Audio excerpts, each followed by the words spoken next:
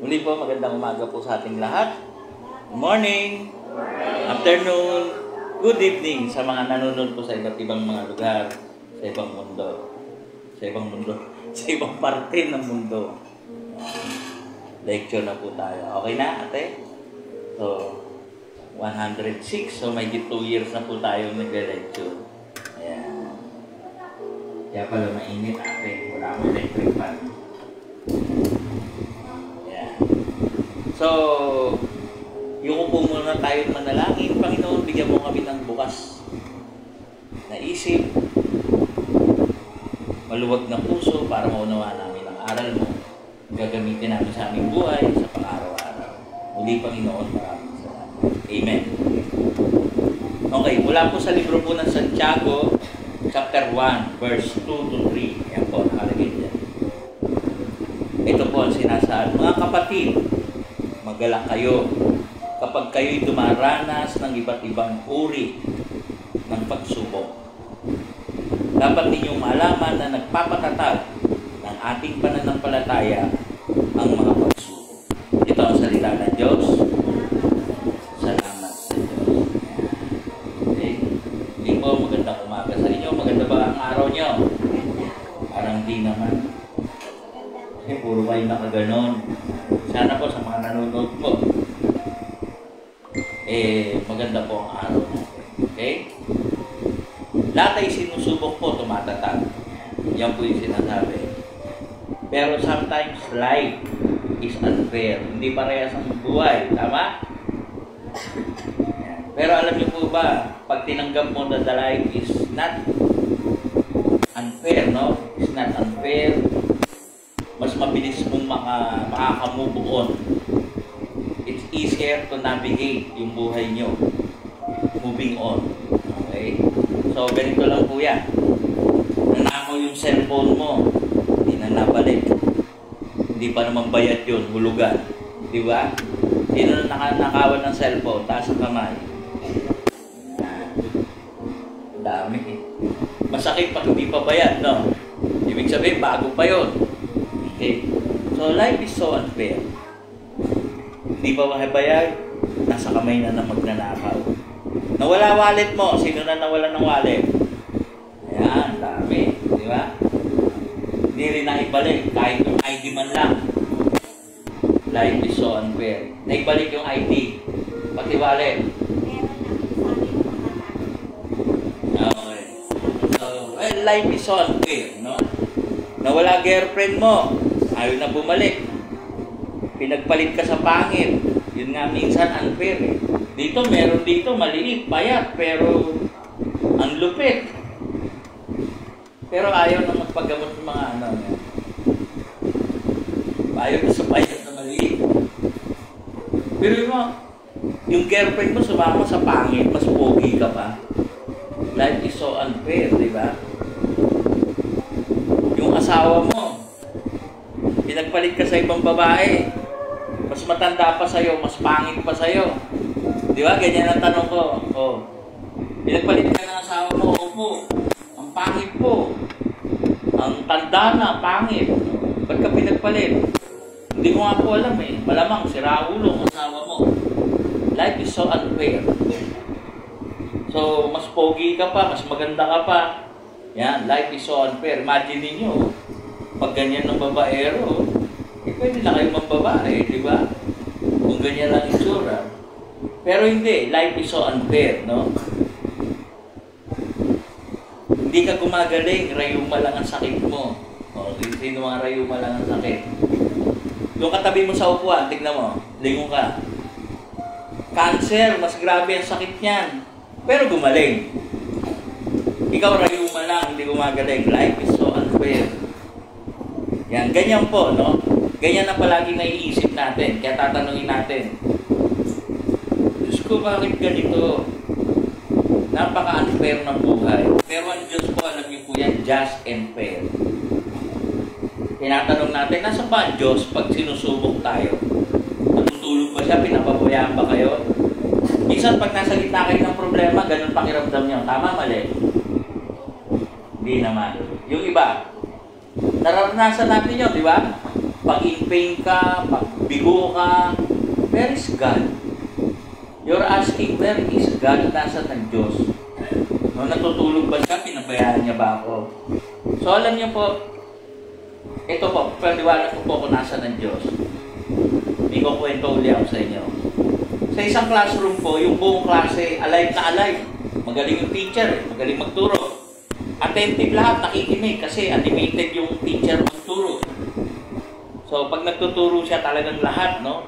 Nakikipag-participate, nagtatanong, nakikinig, maraming question. So meron din mga ilan-ilan niya, tulad niya, habang nagsasalita ka, nag-chismis din. Meron din mga ganon, kaya hindi natututo.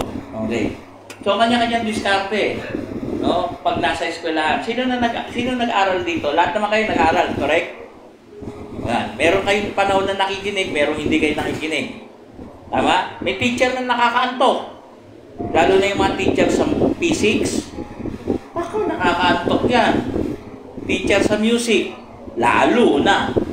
Di ba? Yan yung mga nakakaantok na subject eh. Pero pagdating sa math, naantok kayo? Ako hindi, alive na alive ako. Favorite ko yung math eh. So, ngayon. So lahat, attentive doon sa klaseng yun. Lahat kayo nag-aaral. Okay. Pero ito ngayon yung tanong. Examination na. Kasi lahat ng tinuturo, ang ending niya, examination. Tama? Okay. So pag examination, nasaan ang teacher? Nasa harapan. Tahimik lang, nagmamasid. Di mo pwede tanungin, di mo pwede kausapin, sumagot ka ng iyong pagsusulit. Ganyan po ang Diyos. Ganyan po tayo sinusubok. Tuturuan tayo. Ngayon, lesson tayo ngayon. Turo tayo ngayon, tinuturuan kayo. Ang kabutihan, ang aral ng Diyos, tinuturuan kayo. Pag uwi nyo, papasok na kayo, magsusulit na kayo. Nasa ng Diyos. Hindi siya natutulog, hindi siya wala, nasa harapan mo. Magmamasid. Binabantayan ka. Magkukundi ko ka ba? Nag-review ka ba? Sinabuhay mo ba? Diba? Nag-aaral ka pa? Ang teacher ba maingay pag exam? Tahimik lang siya. Bawal tanungin. Bawal kausapin. Pero nasa harapan. Ganon din ang Diyos.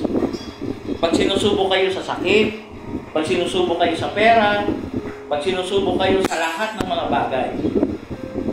Alam niyo, nung unang-unang panahon, si Eva at si Adan, tinuruan din ng greatest teacher ng Diyos.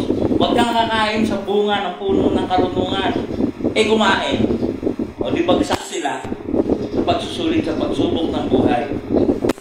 Alam niyo, lahat yan sinusubok. Pag wala pa kay Eva at kay Adan, lahat susubukin. Bagsak.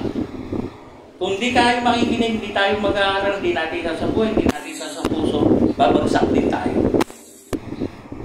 Kaya kung feeling nyo wala yung Diyos during examination, during may sakit kayo. Pag may sakit kayo, feeling nyo wala Diyos, doktor lang. Ewan ko sa inyo. Ako kasi mas naniniwala ako sa Diyos kaysa sa doktor. Kasi nakita ko na yung kaibahan ng doktor nung araw tsaka doktor ngayon eh. Nung araw, yung doktor nung araw, ipa-flashlight yung mata mo, yung bibig mo, yung tenga mo, yung puwit mo, pahihingayin ka lang na malalim, gamit ang stethoscope, re-resetahan ka, gano'n nga galing yung lola ko. Ngayon, hindi. Pagpunta mo sa doktor, tatanungin ka. Ano nararamdaman mo? Tapos, may susulat sa isang papel. Ibibigay sa'yo, magbabayad ka. Ano po yun, doktor? Laboratory request. Papalab test ka. Pagbalik mo sa doktor, babasahin niya. Sasabihin niya, wala kang sakit. Gayong dilaw na yung mata mo, sumusuka ka ng dugo. Sasabihin sa'yo, wala kang sakit dahil yung laboratory test ay normal.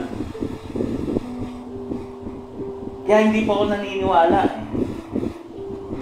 Kasi sa 26 years ko pong nanggagamot, lahat gumaling eh. Lahat ng psoriasis ko, yung ganda-ganda, bumalik din ako, kumain ng bawal. Yung isa naman, bumili ng sabon ng China. Sige. Pinayo ko ba sa'yo yun? Pinayo ko ba? Tandaan ninyo, ito sukatan. Miyerkules ngayon. Pagdating sa Sabado, gumanda ka, yung ginawa mo lahat ng Miyerkules hanggang Sabado, yun lang ang gagawin mo paulit-ulit. Pagdating ng Sabado, hindi maganda ang lagay mo. Yung ginawa mo simula ang Miyerkules hanggang Sabado, may mali. Huwag mo na ulitin yun. Huwag mong gagawin yun. O, nagsabong ka ng China, gawin mo yun. Busin mo. Tinapon mo na. Sayang, 100. 400. 4 binili mo. 400 ng isa? Sira ulo ka. Naniwala ka sa commercial. Ako nga. Wala kang bayad sa akin. Wala kang bayad, ate. Nagbayad ka ba sa akin? Wala kang bayad. Pinayo ko ba yun? Ikaw, naniwala ka agad sa ahas eh. Yun yung isang problema natin. Ang dali niyong ligawin. Di ba yung ahas at pakita lang? Maniwala sa Diyos. Tatalino ka nga pag kinain mo yan eh. Hindi naniniwala kayo eh. Ako na to kausap niyo na ako, gumanda naman yung tsura mo. Gumanda yung tsura mo, hindi. Gumanda, hindi ka nga nagbayad sa akin eh. O tapos nakita mo yung commercial, bumili ka 400. O tingnan mo nangyari sa'yo. Hindi kumain ka nung sabi ng ahas. Kung lalagay nyo sa utak nyo, ang unang-unang tanong nyo, pag kayo tinanong ko dito, ano pong tanong nyo? Senyor, may sakit po ako. Ano po ang bawal kainin? Ano po ang pwedeng kainin? Yan yung pinakamagandang tanong eh. Ano po yung pwedeng gawin? Ano po yung bawal gawain? May nagtanong ba nun? Wala. Yan, tinuturuan ko kayo nagtanong ka, huli ka na. Bumili ka na ng sabon. Tsaka mo ko tatanungin, Senyor, anong bawal kainin? Ang pwede mong kainin, sabon. Sinubukan mo na ihila mo, subukan mo naman kainin. Try mo lang.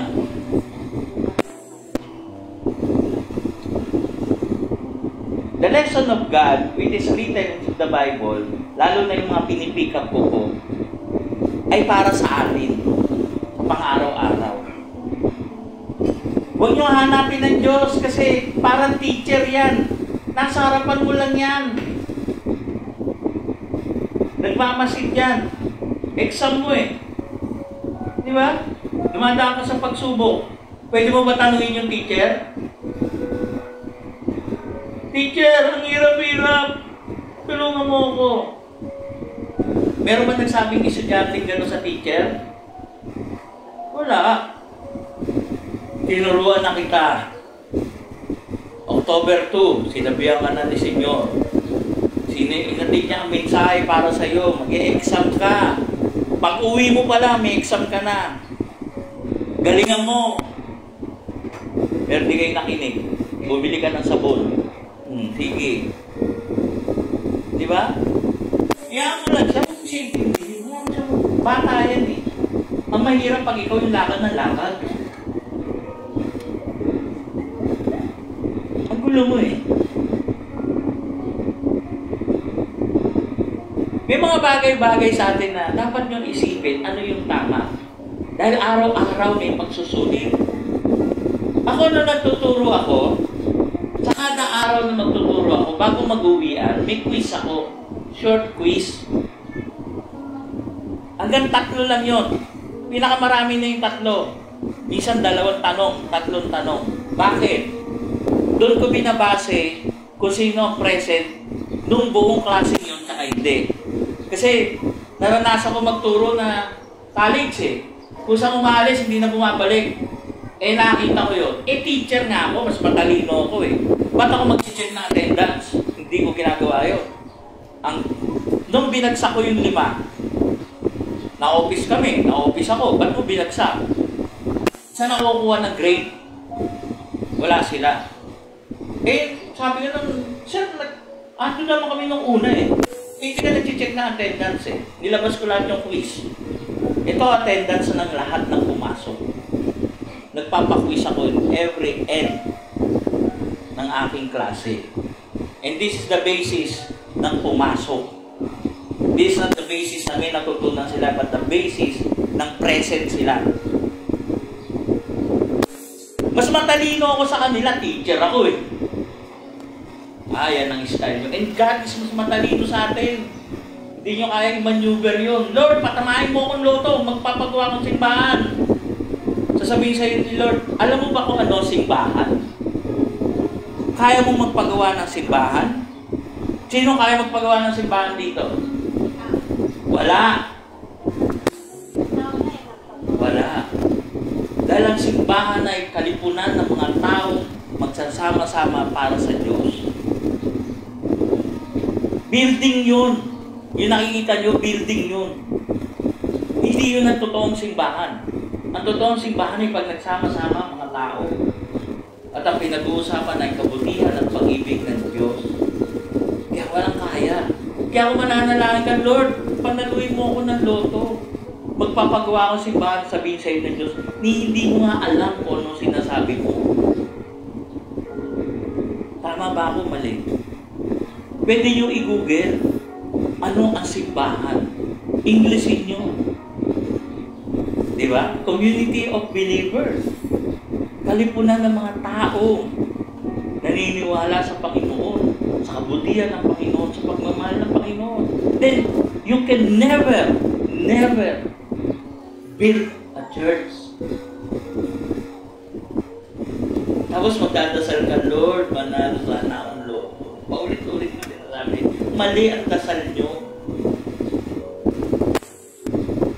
Alam niyo, dasal kayo. Tuturuan ko yung dasal. May sakit kayo. Huwag ka na magdasal ng kagalingan. Hiling ka na lang na sana gamitin ka ng Diyos sa natitira mong araw na makatulong sa tao. Yun na lang ang dasal mo. Lord, yung natitira mong araw, tulungan mo na lang ako makatulong sa kapwa. Yung natitira mong araw. Ibig sabihin yung natitira mong araw, ang pinadidikta mo ang Diyos. And God can give you eternity. Walang katapusang buhay, walang katapusang oras, walang katapusang kayamanan, walang katapusang kaginawahan sa buhay. Pag mali ang prayer, wala, hindi yan pakikinggan. Mali ang sagot. Lagpak ka nga abutin nyo, para lang kayo si Eva at si Adan. Mali ang dasal eh. Kaya nga kayo nagpapapray over sa akin. Ba't sinasabi ko itong sikreto ito? Hindi naman ako nagkakapera sa inyo kakapray over. Pwede ba i-pray over nyo na sarili nyo? Pray the proper, the right prayer sa Diyos. Pray that you that you can be the instrument of God. Eh, turo kasi ng simbahan, medyo mali. Pasensya na sa mga taga-simbahan dito. Kaligtasan ng inyong kaluluwa. Saan? Samantalang ako, paniniwala ako, pag ako pwede sa langit, pakikipagpalit ako sa nasa isang impyerno. Yan, katulad niya, nasa impyerno, halimbawa, nasa labas nito, nakapula, nasusunog, palit tayo, dito ka lang sa langit, dyan ako sa impyerno. Palagay niyo ba, hindi matutuwa ang Diyos? Kasi kakaiba ako. Kasi ang turo ng simbahan, iligtas mo yung sarili mong kaluluwa. Ako hindi. Kahit mapunta ako sa impyerno, basta may kapalitan ako. Ngayon, kung nasa impyerno ako, wala na akong magagawa. Hindi ako pwede makipagpalit. Pero kung nasa langit ako, makikipagpalit ako. Kahit sino pa kapalitan ko, I will be happy. Kasi magiging masaya ba ako sa langit kung may isa akong anak na nasa impyerno? Kayo, tanungin ko kayo. Bilang mga magulang, magiging masaya kayo sa langit? Makikita mo yung anak mo nasa impyerno? Oh, hindi. Gagawin nyo ba yung sinasabi ko? Gagawin nyo. Kung totoong magulang kayo. Correct? Then mali yung turo. Iligtas mo yung kaluluwa mo. Hindi. Magpakabuti kayo. Kasi kailangan nyo may tubusin. Be like God. Be like Jesus. Tubusan ang usapan dito. Sino na nag-grocery? Hypermart. Robinson. Maganda sa Hypermart. Meron malaking cart, big cart. Merong green cart, yung small cart, di ba? Yung walang pera, green cart. Yung maraming pera, big cart. Ganun ang nangyayari. Pag marami kang good deeds, big cart ka. Pag konti ginawa mong kabutihan, green cart ka lang. Pag wala kang kabutihan, hahawakan mo na lang yung bibilin mo. So, hindi ka makakabargain sa Diyos. You cannot save someone. Iba po ang turo ko sa simbahan. Sa kahit anong simbahan. Kasi ang turo nila, iligtas nyo yung kaluluwa nyo. Hindi. Mag-ipon kayo ng bargaining chips and makibargain kayo. So when you die, sinisigurado ko sa inyo, you will not be happy being in heaven na meron ka nakikitang mahal mo sa buhay na nasa impyerno. Correct? Tama ako? Masaya ka sa langit, tapos yung mahal mo ng buhay nasa impyerno. Masaya ka nun? Hindi. Palit na lang. Sigurado mas masaya ka na nasa impyerno ka at yung mahal mo sa buhay nasa langit. Correct? Kaya ko, okay lang ako nun. You can bargain with God. Sinasabi mo ako paulit-ulit, di ako mabait, di ako pala dasal, di ako pala sipa. Pero I have so many bargaining chips. Marami ako nung pambili, pagputihan. Kaya when I pray to God, pinakikinggan ako kasi binabayaran ko ng mga kabutihan ko ginagawa. Paano ka makikiusap sa Diyos nang wala kang leverage? Kailangan may leverage ka. Correct? Yan, yung paypaya mo lang yung katabi mo, malaking bagay na yan eh. Di ba? Hindi, totoo yan. Bibigyan ka ng lakas ng Diyos ng kamay. Hindi mo mawala, hindi ka magkakarayuma. Hindi yung rayuma lang ang sakit ko na kumasalit. Ito cancer bumalik. Unfair ang Diyos. Unfair ang Diyos? O maybe you did not learn the lesson. Learning the lesson, yun po ang importante. Para pag dumating ang paglilitis ba? Ano ba yung test? Pagsusulit. Yan. Paglilitis sa Diyos, then you'll be good. Naintindihan nyo? Dito, paulit-ulit ko sinasabi. Pag-uwi yan, kita-kita ko sino yung mga salbahe. Ang unang sakay ng L3, malalakas. Ang uling-uling sasakay ng L3, yung mahihina. O di binalya. Pag nakita ko na minsan, isang araw, na naiwan yung malalakas, tulad ng kalbo dyan, tangkad-tangkad, dapat hulihan. Di ba huli? Huli. Sorry naman. Pag naiwan yung malalakas, at nauna yung mahihina, then, nagbabago na kayo. Then everybody, pasado sa exam. Hindi ko alam kung bakit nagmamadaling pa uwi. Alam mo yung mga matitinding problema? Nagpapaalam, pwede po munang tumira rito. Sabi yung magtatrabaho pa ako, hindi mo makakausap sa akong panahon. Pagbigyan mo naman ako kumita, libre gamutan eh. Eh kung gawin mo akong Lunes hanggang Linggo, pareho tayong nga sa gutom. Di ba? We have so many prayers that hindi nadidinig. It is because hindi natin alam ang lesson. The greatest lesson in life is to do some sacrifices para sa inyong kapwa.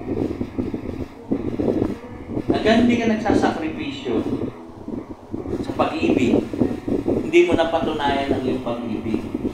Pero tandaan niyo yung pag-ibig na grabe ang sakripisyo, pinigil ng gusto. In the end, kayo pa rin, walang hiwalayan yan.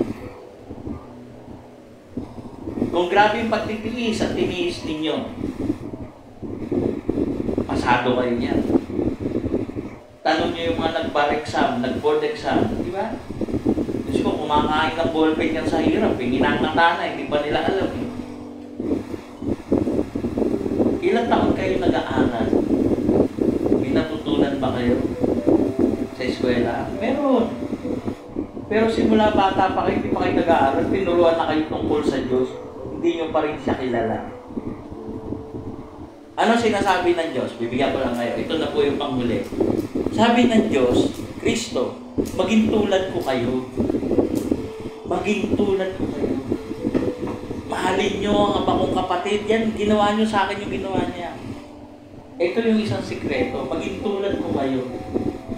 Ano ginawa niya? Nagsakripisyo siya para tubusin tayo sa kasalanan. Magsakripisyo kayo. Para sa ating kapwa. Hanggang hindi kayo nagsasakripisyo,